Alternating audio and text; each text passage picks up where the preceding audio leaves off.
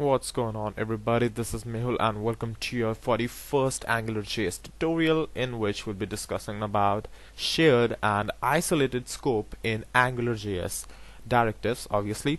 So in the last tutorial I quickly gave you an example how the directives in AngularJS fall back to a shared scope, kinda they share the same scope, all of the directives. And here's the example again.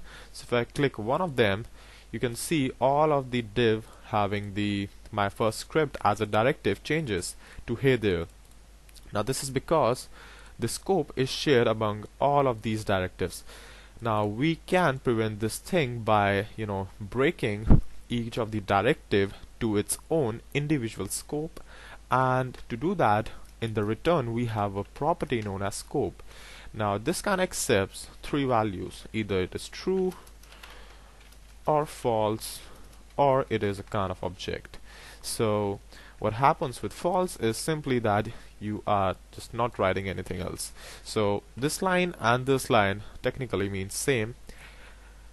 Now what happens with true is that with true your directive would create a separate scope for your HTML element, but it would prototypically inherit from the controller as well. Now what was that? So to demonstrate that in simple words, let me show you an example. So right now we have nothing in our controller, and let's just quickly populate this up with scope and scope dot controller property. Nothing fancy here. This is a controller specific property. Okay, so right there we have a controller specific property which is only specific to this controller, but this directives, as you can see, comes under these controllers, the ng controller app. So what happens with true is that this directive would prototypically inherit. Now prototypically, what it means is that if you already have seen my JavaScript tutorials, then you obviously know that, because I have discussed that in greater details in around tutorial number 11 to 17 or 18 or something like that. But for those who are not familiar with prototypal inheritance, it's simply kinda like how JavaScript works on the model of inheritance. Just like OOP works on the class inheritance or the object inheritance, JavaScript has its own model of inheritance, that is prototypal. Now prototypal is just simply a chain inheritance model. So for example, if I already have a property scope.controller property in here, then this code would make use of its own property instead of going to the controller. But for instance, let's say I don't have this property inside here, then what would happen is, as a chain, this directive would contact the its superior, something which is superior to this in a chain, because all of these are linked in a chain, and for now this is just the simple controller. And then this controller already has this property, so it will stop. If the controller would not have this property either, then this controller would look somewhere above it. For now we have nothing, but you can have the dependencies added here, but that's for some another day. So let's get back to the work, and for now we have created the simple controller property, and let's just hook this up in here.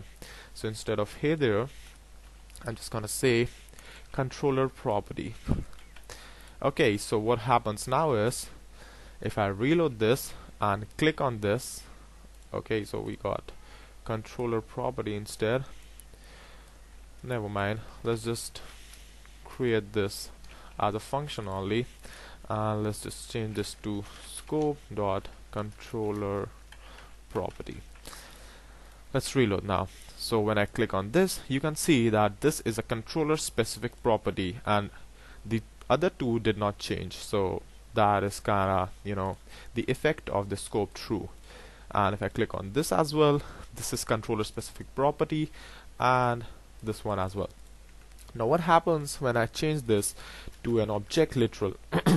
So what happens now is that you technically do not have access to the Controller property.